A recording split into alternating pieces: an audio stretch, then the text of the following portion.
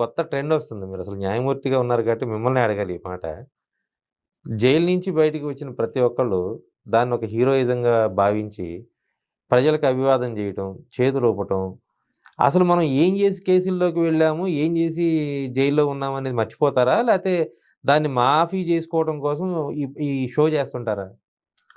ఇప్పుడు అలాంటి వాళ్ళని కోర్ట్ ఎందుకు యాక్సెప్ట్ జేస్తుందండి బెయిల్స్ కూడా? వాస్తవానికి ఇటువంటి వాళ్లకు బెయిల్స్ ఇవ్వచ్చా ఇవ్వకూడదా అనేటప్పుడు కోర్టు ముందర వాళ్ళు జడ్జి గారిని అడుక్కునే విధానము ఎలా ఉంటుంది? బెండ్ అయిపోయి కళ్ళల్లో నీళ్లు పెట్టుకొని నాకు ఆ రోగం ఉంది, ఈ రోగం ఉంది, నేను ఇంక 2 రోజుల్లో చచ్చిపోతున్నాను, నాకు ఊపిరి ఆడట్లేదు, నాకు తినింది అరగట్లేదు, నేను ఇంక తప్పులు చేయను, నన్ను క్షమించండి, నేను మీరు పెట్టిన షరతులకు ఒప్పుకుంటానంటూ కుయ్యో మర్రో అంటూ జడ్జి ముందర వాపోతారు. ఏదో కనుకరించి బెయిల్ ఇస్తే రోడ్డు మీదకి వచ్చి సోల్ చేస్తారు. అంటే పొలిటికల్గా ఎవరైతే ఇటువంటి పనులు చేస్తున్నారో వాళ్ళు కేవలం పొలిటికల్ మైలేజ్ కోసమే ఇవి చేస్తున్నారని సొసైటీని వాళ్ళు మభ్యపెడుతున్నారు.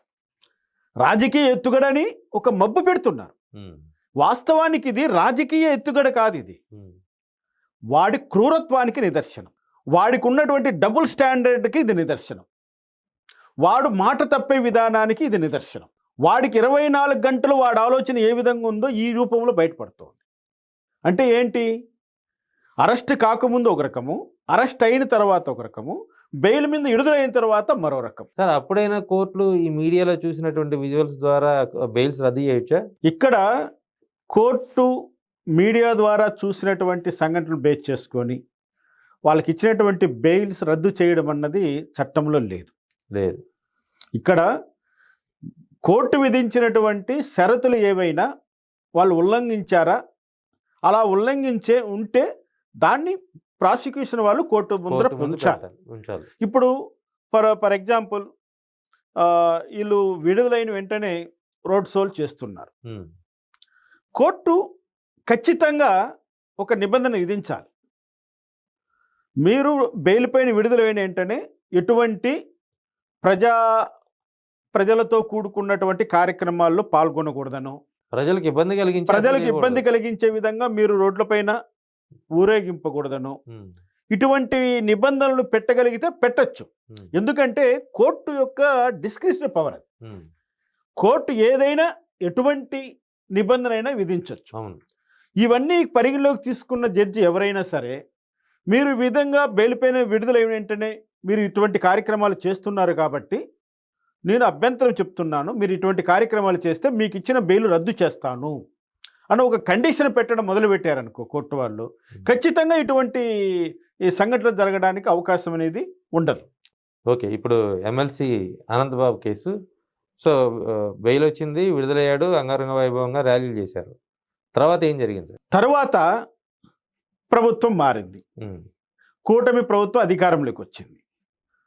కూటమి ప్రభుత్వం హామీ ఇచ్చింది, ఎవరైతే జగన్మోహన్ రెడ్డి పరిపాలనలో ఇబ్బందులకు గురైనటువంటి దళితులు, గిరిజనులు, బ్యాక్వర్డ్ క్యాస్ట్ పీపుల్ ఉన్నారో వాళ్ళకి మేము న్యాయం చేస్తాము అంటూ చంద్రబాబు నాయుడు గారు అసెంబ్లీ సాక్షిగానే ఆయన ప్రకటన చేశారు.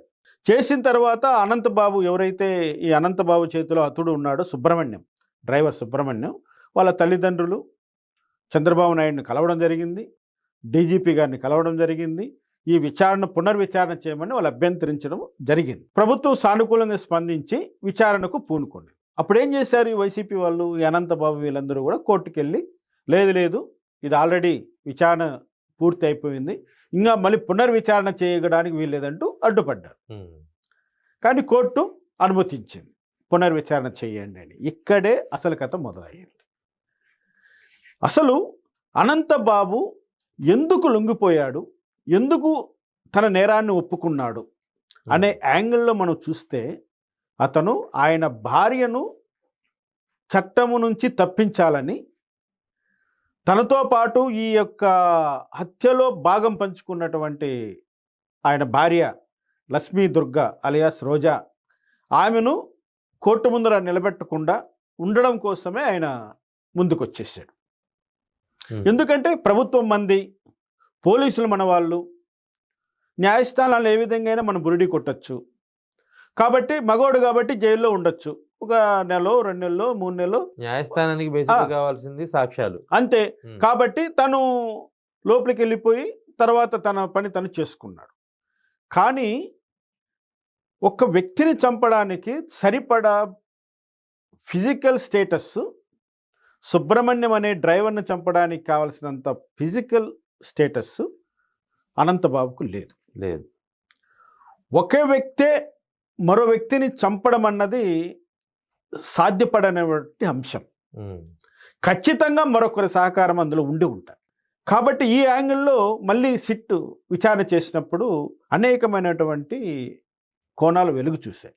Phone calls. ఎస్, ఇక్కడ ఏంటంటే జగన్మోహన్ రెడ్డి ప్రభుత్వంలో పనిచేసినటువంటి పోలీసులు ఈ కేసును ఏదో నామమాత్రంగా విచారణ చేసి సరైనటువంటి సాక్ష్యాధారాలు సేకరించకుండా, టెక్నికల్ ఎవిడెన్స్ కలెక్ట్ చేయకుండా, ఫోరెన్సిక్స్ ఎవిడెన్స్ కలెక్ట్ చేయకుండా, ఈ యొక్క హత్యలో ఇంకెవరైనా పాలు పంచుకున్నారా అనే కోణంలో విచారణ చేయకుండా కేసు ముగించారు. సార్, సహజంగా ఇంత దుర్మార్గం, ఇంత దారుణం జరిగిన తర్వాత సహజంగానే ప్రతి ఒక్క కమ్యూనిటీకి వాళ్ళ వాళ్ళ సామాజిక వర్గాలు, వాళ్ళ సంఘాలు ఉన్నాయి. అందులో ఇక్కడ మీరు చెప్తున్నట్లుగా ఒక దళితుడు లేకపోతే ఎస్సీ అనాలి కాబోలు, ఎస్సీకి సంబంధించినటువంటి ఒక వ్యక్తి ఒక సంచలన కేసులో చనిపోయిన తర్వాత ఆ స్థాయిలో అంటే ఈ సంఘాలు, దళిత సంఘాలు, ఎస్సీ సంఘాలు పనిచేయలేదని చెప్పుకోవచ్చా 2022 ఆ టైంలో? లేదండి, దళిత సంఘాలు బాగానే పోరాటం చేశాయి. నేను కూడా పోరాటం చేశాను. ఓకే. దళిత సంఘాలు ఈ డ్రైవర్ సుబ్రహ్మణ్యం విషయంలో చాలా బాగానే పనిచేశాయి. ఇక్కడ నేను చూసిన ఒక కోణం ఏంటంటే, జగన్మోహన్ రెడ్డికి అనుకూలంగా వ్యవహరించేటువంటి దళిత సంఘాల నాయకులు తర్వాత ఈ కేసును నీరుగార్చడానికి వాళ్ళ వంతు సహకారం అందించారు. ఓకే.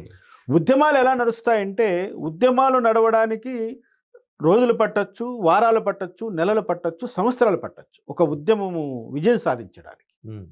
అంత పట్టుదలతో ఉద్యమం చేయగలిగినటువంటి నైతిక స్థైర్యము దళిత సంఘాల్లో లేదు. వాళ్ళు ఉద్యమం మొదలుపెట్టిన రోజుకి వాళ్ళ ఉద్యమాన్ని ముగించే రోజుని చాలా తక్కువ రోజుల్లోనే మనము కౌంట్ చేయాల్సి వస్తుంది. దానికి అనేకమైనటువంటి కారణాలు.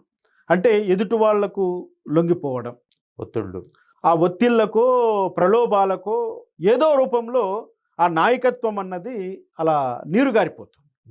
అటువంటప్పుడు ఏ కేసు అయినా, ఏ సమస్య అయినా అలా నిలబడిపోతారు.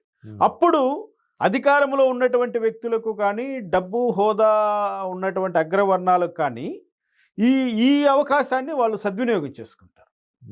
ఆ కేసును అక్కడితో రామ్ పాడేస్తారు. అదే జరిగింది ఈ driver Subrahmanyam case. Doctor Sudhakar case కూడా అట్లాగే నీరు గారిపోయింది సార్. ఇప్పుడు డాక్టర్ సుధాకర్ కేసు అయినా, డ్రైవర్ సుబ్రహ్మణ్యం కేసు అయినా, రెండు కేసుల్లోనూ ఆనాడు హై-హ్యాండెడ్గా బిహేవ్ చేసింది పోలీసులు. డాక్టర్ సుధాకర్ కేసులో ఉన్నది పోలీసులే, డ్రైవర్ సుబ్రహ్మణ్యం కేసులో అన్యాయం చేసింది పోలీసులే.